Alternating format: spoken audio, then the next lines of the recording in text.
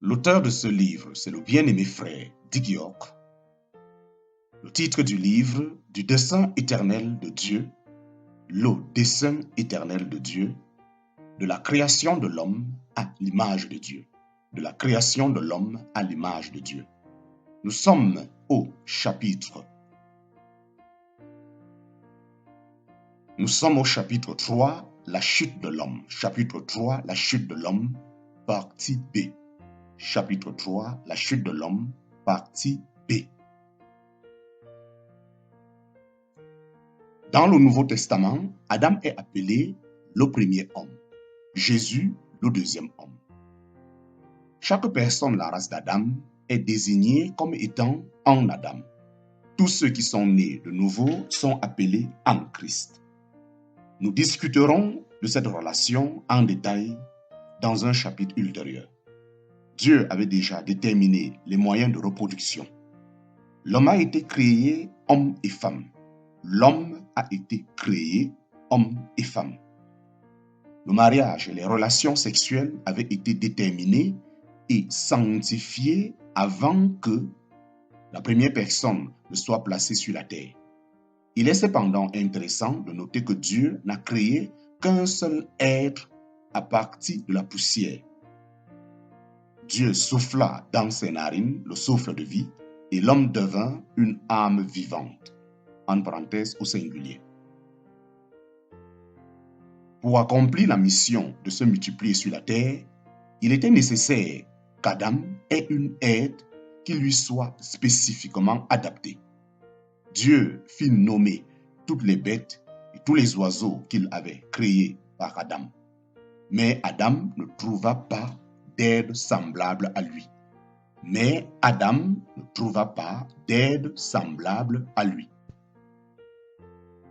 Le plan de Dieu était et est toujours d'amener de nombreux fils dans la gloire. Mais comment Adam pouvait-il se multiplier seul? Il n'y avait rien dans la création, en dehors du corps d'Adam, qui pouvait contribuer à ce processus. Il fallait que ce soit un acte de Dieu. Dieu a donc agi. L'Éternel Dieu fit tomber un profond sommeil sur Adam, qui s'endormit. Il prit une de ses côtes et referma la chair à sa place. L'Éternel Dieu forma une femme de la côte qu'il avait prise de l'homme, et il l'amena vers l'homme. L'Éternel Dieu fit tomber un profond sommeil sur Adam, qui s'endormit. Il prit une de ses côtes et referma la chair à sa place. L'Éternel Dieu forma une femme de la côte qu'il avait prise de l'homme, et il l'amena vers l'homme. La définition du péché. La définition du péché. Pour beaucoup de gens dans notre société, l'histoire d'Adam et Ève semble être un mythe.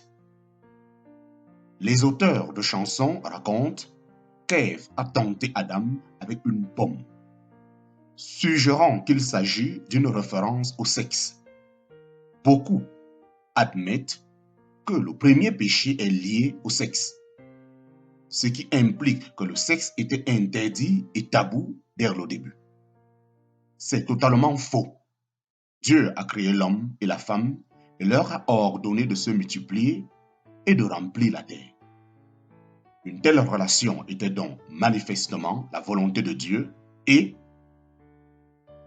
selon les Écritures, le lit conjugal est sanctifié et ne doit pas être souillé. Le lit conjugal est sanctifié et ne doit pas être souillé. Le premier péché était beaucoup plus fondamental et subversif pour le plan de Dieu. L'essence du péché se trouve dans la phrase de Satan: « Je serai comme le Très-Haut ». Dieu, comme nous le savons, a précipité Lucifer sur la terre où il apparaîtrait un jour sous la forme d'un serpent dans le beau et généreux jardin d'Éden.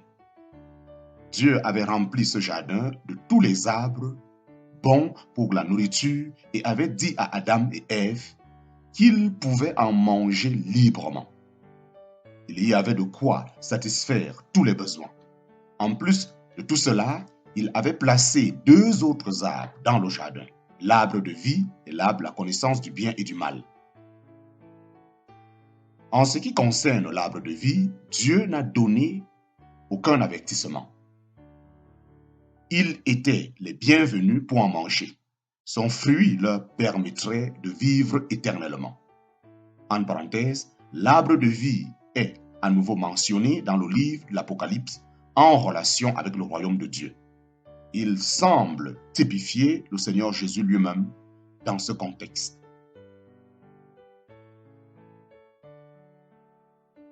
En ce qui concerne l'arbre de la connaissance du bien et du mal, Dieu a dit « Tu n'en mangeras pas, car le jour où tu en mangeras, tu mourras certainement. » Qu'est-ce qui pourrait être si mortel dans le fait de manger une pomme? Rien, bien sûr, mais ce n'était pas un pommier, c'était l'arbre de la connaissance du bien et du mal. Pour comprendre l'énormité de l'acte apparemment insignifiant de cueillir le fruit de cet arbre et de le manger, nous devons nous rappeler la raison d'être de l'homme.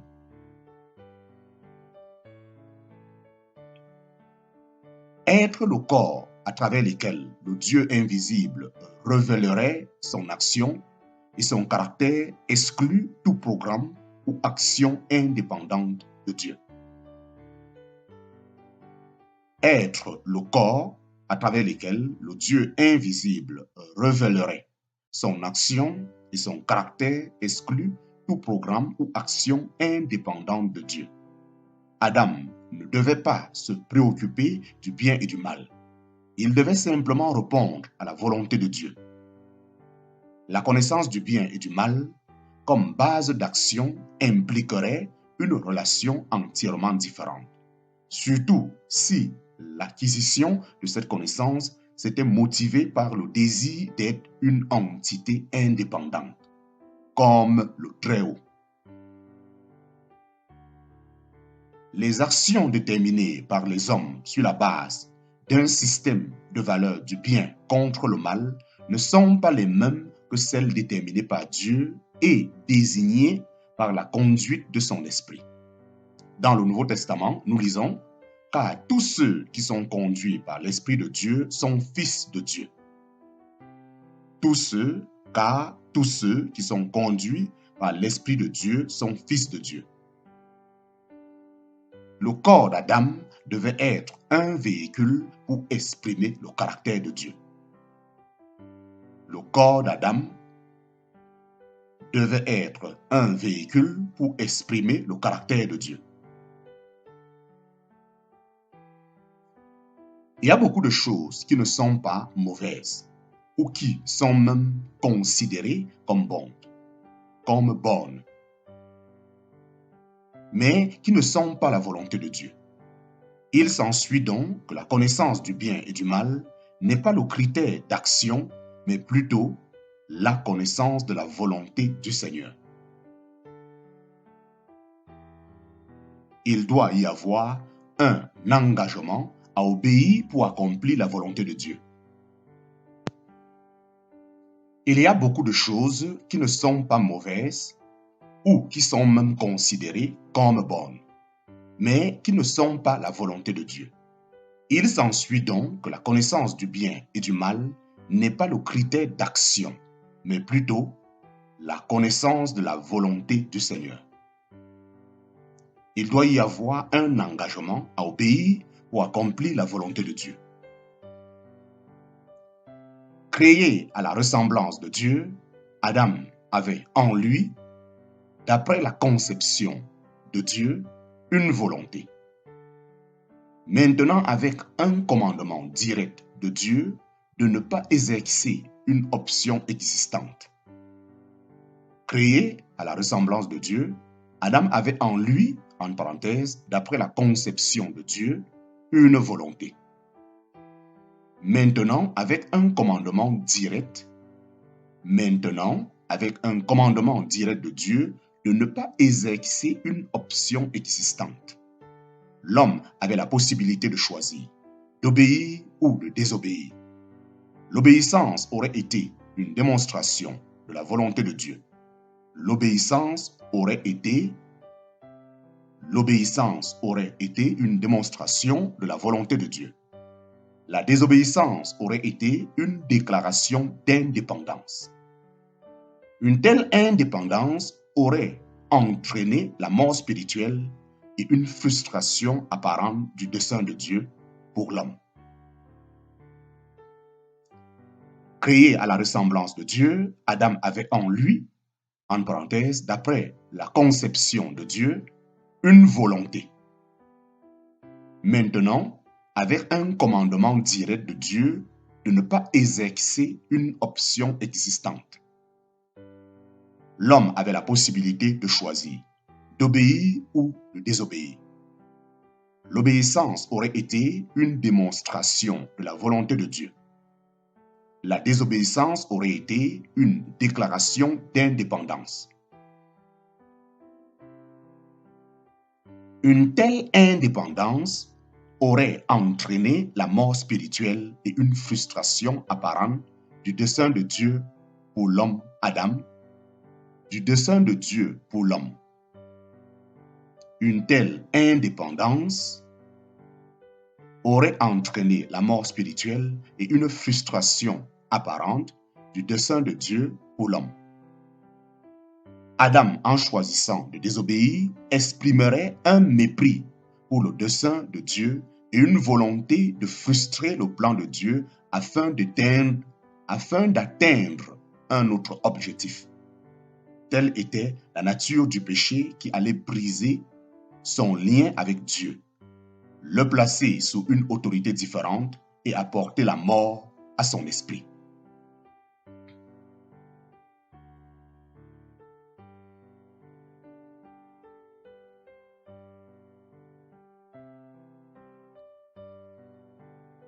Adam, en choisissant de désobéir, exprimerait un mépris pour le dessein de Dieu et une volonté de frustrer le plan de Dieu afin d'atteindre un autre objectif.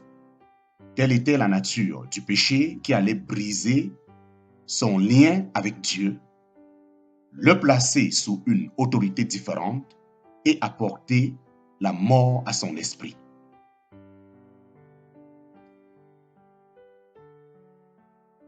Le troisième chapitre de la Genèse relate l'événement qui a entraîné Adam, en parenthèse, et tous ceux qui étaient en lui dans la défaite et la mort, dans les offenses et le péché. Mais il n'est nulle part mentionné que cet incident a fait échouer le plan de Dieu. Dieu connaissait cet événement à l'avance et l'avait préparé avant la création. Dieu connaissait cet événement à l'avance et l'avait préparé avant la création. En parenthèse, rappelez-vous que les anges ont été créés pour servir ceux qui seraient sauvés avant qu'il n'y ait des perdus. Tout le plan de la rédemption était dans l'esprit de Dieu avant que le premier acte de la création n'ait lieu. L'homme qui avait été créé sans choix dans le royaume de Dieu allait par l'exercice de son choix se séparer de Dieu lorsque l'occasion se présenterait. Tous ceux qui sont issus d'Adam à cause de ce choix, cet acte singulier de désobéissance naîtrait séparé de Dieu. Tout le plan de la rédemption était dans l'esprit de Dieu avant le premier acte de la création n'ait lieu. L'homme qui avait été créé sans choix dans le royaume de Dieu allait par l'exercice de son choix se séparer de Dieu lorsque l'occasion se présenterait. Tous ceux qui sont issus d'Adam à cause de ce choix, cet acte singulier de désobéissance, naîtraient séparés de Dieu.